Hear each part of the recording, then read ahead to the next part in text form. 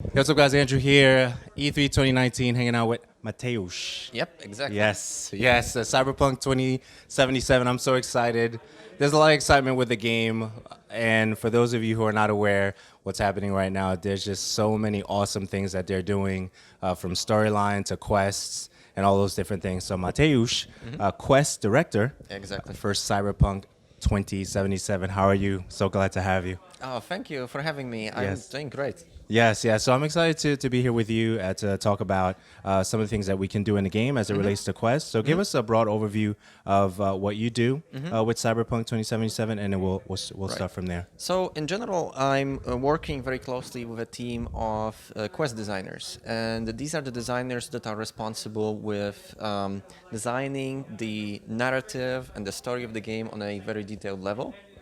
So the way that works is that at first we get like a general outline of the main story from the writers, and then we divide it into smaller chunks. And these chunks are the quests that the quest designers later on continue to work. So my role in this is to mostly give feedback, direction, to work with the designers to come up with the best possible guidelines and like good practices for implementing and designing the quests. Okay, so how much direction is involved, because the game is absolutely huge.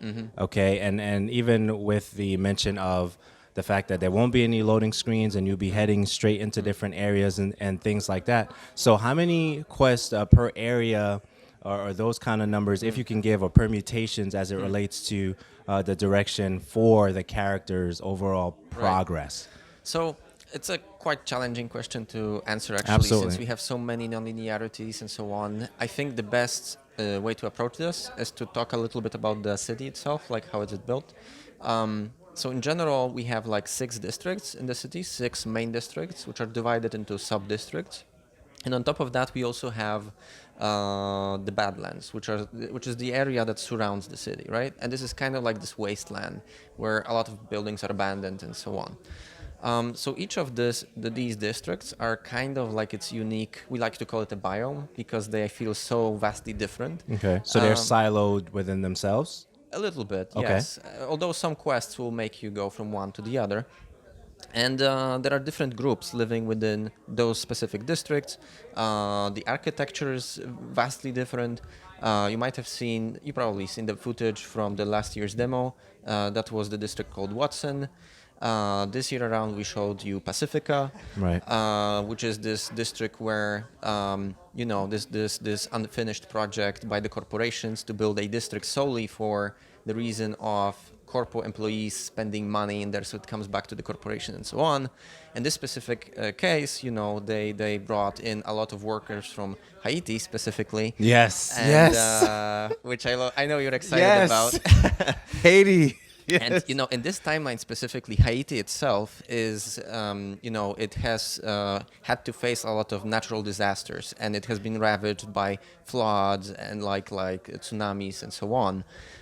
So the Haitians that came in to work in Pacifica, they have nowhere to come back to. So when the plug was pulled from the financing by the corporations, they, ended up with having no work or perspectives in the city that actually, doesn't welcome them, and the corporations that basically toss them aside as a not needed tool, right?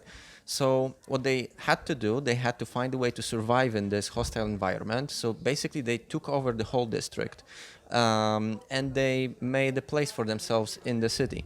So all of that is reflected in the story and in the environment storytelling, as you've seen in the demo. Absolutely. And every district like this has a kind of a different history. Hello. Has a different history to it, and all of them are quite unique in this regard, in regard of the groups that live there and so on. And all of them are kind of telling this story of this oppressive city that, built this system that, grinds people up and spits them out and doesn't treat them well and so on. Right. So can you touch on the narrative as it relates to the encounters? Well, there is a number of different kind of activities within the city. So we have the main storyline. Actually, the quest that you saw is part of the main storyline. Right. On top of that, we have side quests, which we had numerous amount in The Witcher 3, Right. and this time around it's no different. So Right. Some of them sprawl from the main storyline. Some of them you can find in the world as you explore these different districts, and Right. you get different quest hooks. We have contracts that you get from the fixers. Right. So these people that are, like they work closely with the mercs to get them jobs and like different contracts from different groups. Like they are kind of like a liaison. Then you have activities like the car races. You have the shooting range, for example, where you can practice. Right. The weapon, gunfight. yeah, your Exactly. weaponry and things like Uh-huh. that. You have like these martial art fights in different places of the city. And and the ways to start these different activities really is varied and complex and depends on a specific context. Okay, can you share some lessons that you've learned from last year into this year because I'm sure there's so much has changed from the demo of last year into this year. Can you talk about some lessons or some stories between the narratives from where it was then to where it is now? So I think the biggest difference that we wanted to show with this specific demo was the way we approach gameplay non-linearities within the game. So the idea is that, compared to The Witcher 3, where we combined rich narrative with non-linearities and deep characters and so on, with an open world, this time around we want to also do this, but on top of that, we want to give the player ability to play the game as they want it to be played.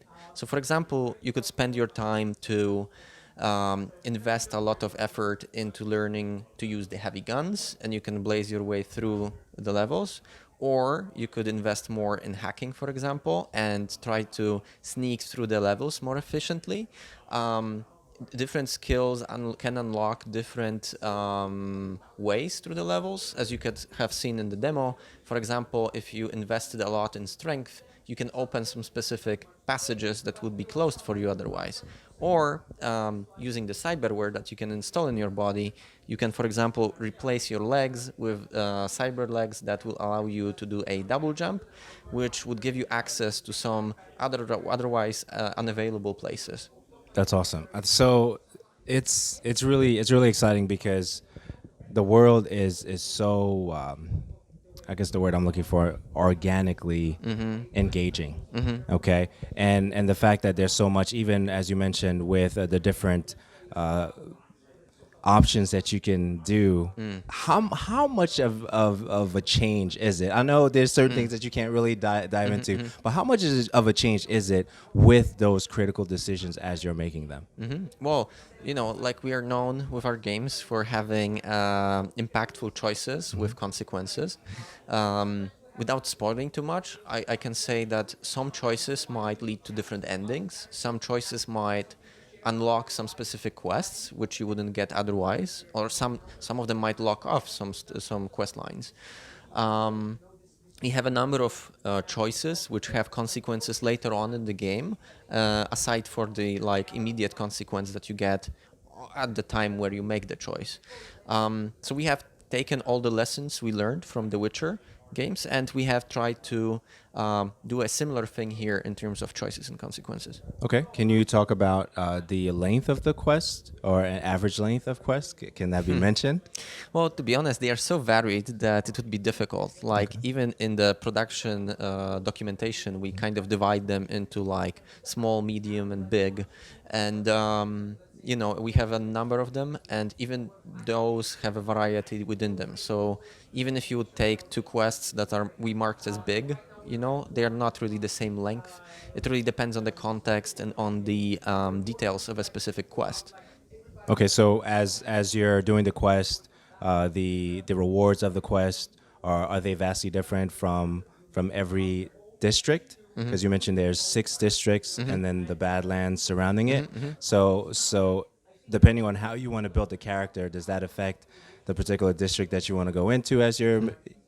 So I think it depends on which story threads you would like to explore first, because those are pretty much tied to specific districts. And when you'll be playing through the main storyline, it will get you to visit different places, right? It's more of a question of what kind of flavor do I want to check out right now. Absolutely. On top of that, of course, there are some items like clothing, for example, that you probably can only find in specific districts that you wouldn't get otherwise. Like you can imagine, getting a very fancy suit might be difficult in a place like Watson or industrial area, right?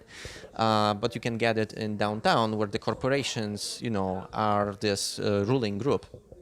And the same for like some specific items of clothing from specific gangs. Okay, so can you talk about specific player narrative quests? Are we going to be using Keanu for anything in particular, or the Voodoo Boys? Specifically as in terms of not necessarily just a guidance, proper, but actual using these characters in the quests.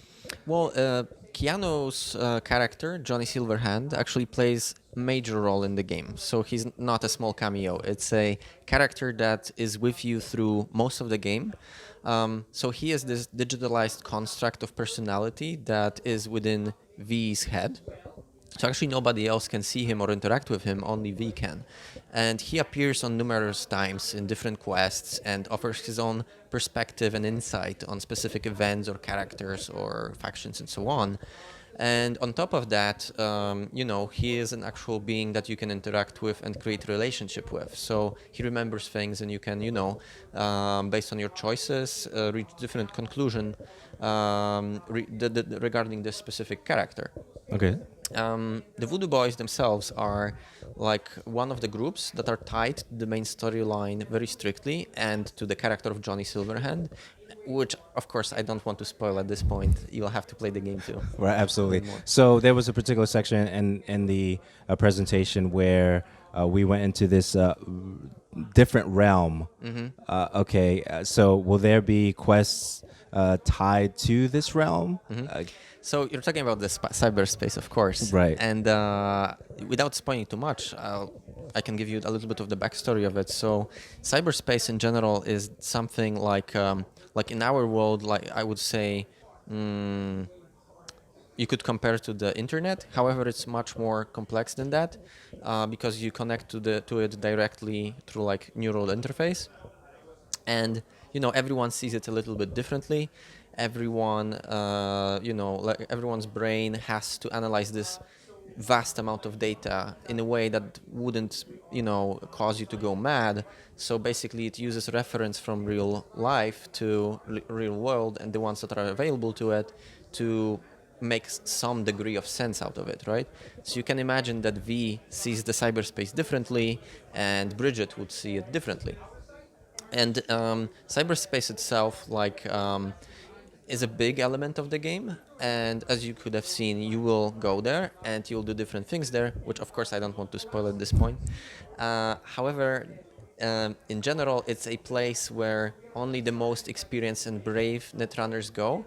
The reason for that is that many years prior, between 2020, so the original setting, and 2077, there was this catastrophic event where a legendary hacker has released a number of malware and rogue AIs into the cyberspace. Right. And this caused a global crisis, for the corporations and for the people.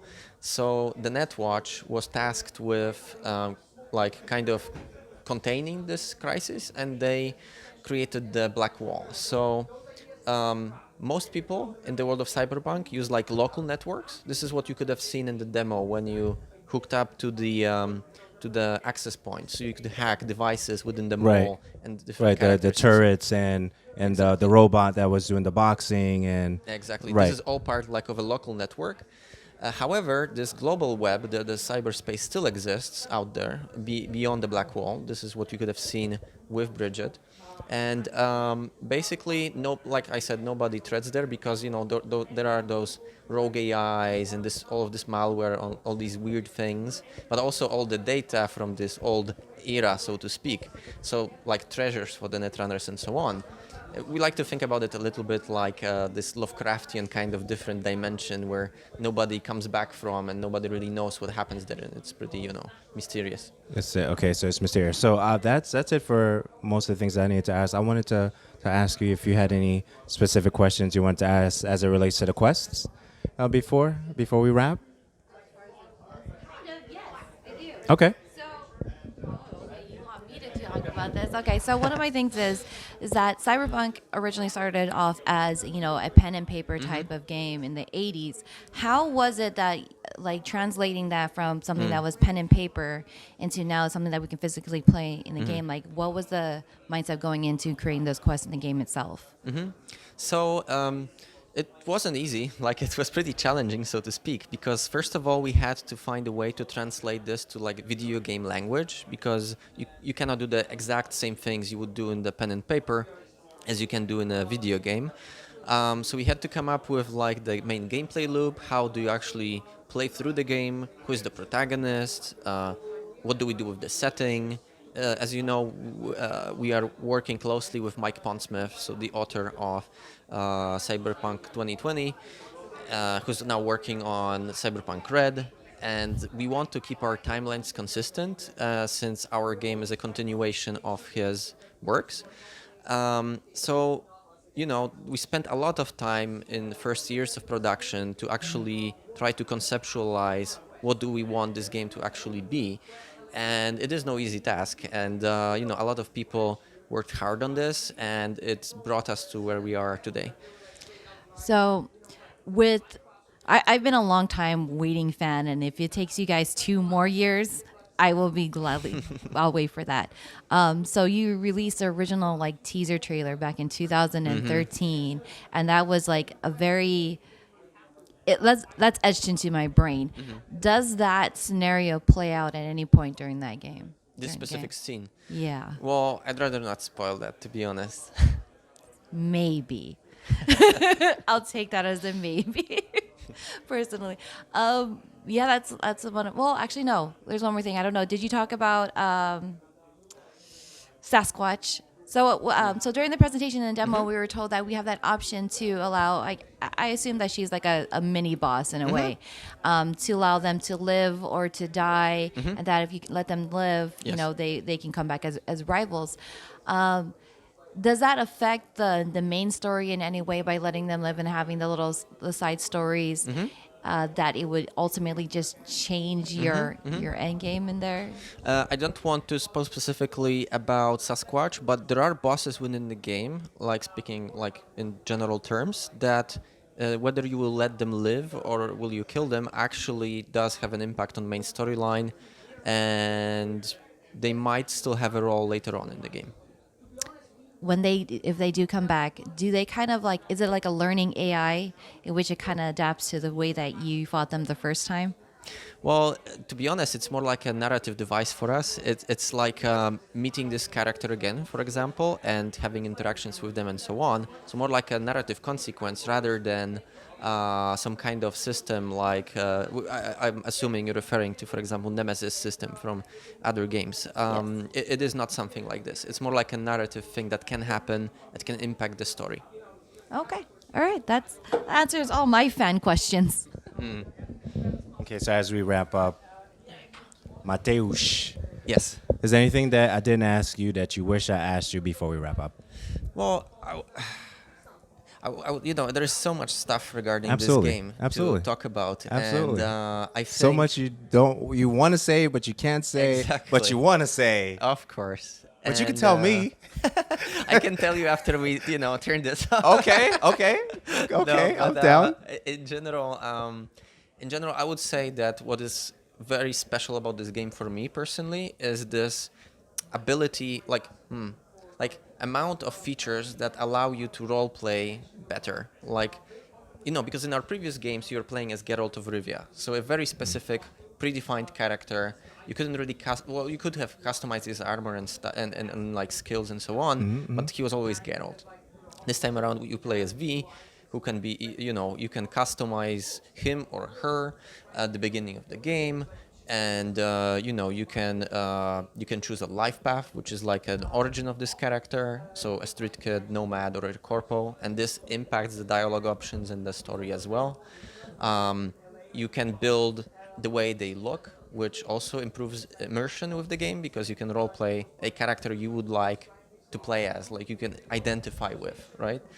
And there is a number of other features throughout the game that help also with the roleplay. And this is, again, the life paths, like the new dialogue options that get unlocked, but also dialogue options that get unlocked by the way you develop the characters. So, for example, if you spend a lot of time leveling up hacking, you can sometimes use that in dialogues. So to me personally, it's a great thing that it feels like the world recognizes how I build this character, how am I role-playing this character, Right. and it really greatly improves my immersion with the game. And when I moved on to this project, this was like one of the best things about it that I actually saw, and I was really excited about. Awesome. I'm just stoked. I'm excited for everything that you guys are doing, showing, and I thank you so much for taking the time to speak with us today. It Sure. mean a lot to Thank us. you for Thank you having so me. much. I appreciate it.